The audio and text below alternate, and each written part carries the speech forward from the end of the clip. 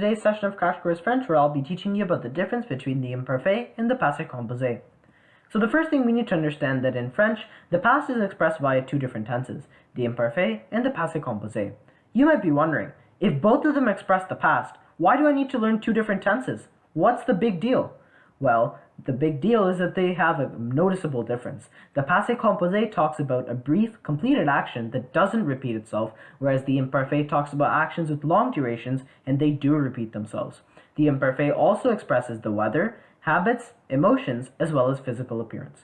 Here's a quick exercise. We're going to be identifying what tense we would use if we are trying to translate these English sentences into French.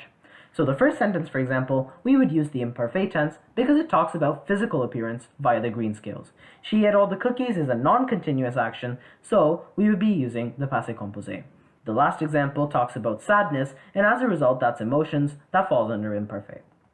Conjugating these aren't much harder either. Let's start with the imparfait.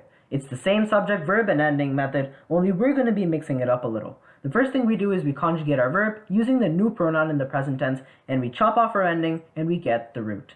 We get our subject pronoun and then attach it onto our ending depending on what pronoun we're using. So for example, if we're using vous, the ending would be IZ.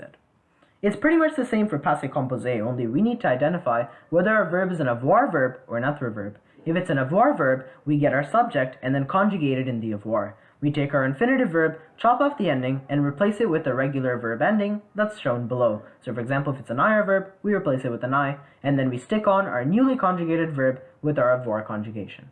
It's the exact same step process with être, only we need to understand only some verbs use the être auxiliary. These verbs can be memorized by the acronym Dr. and Mrs. Vandertram, or it can be memorized through the aid of a house diagram like above.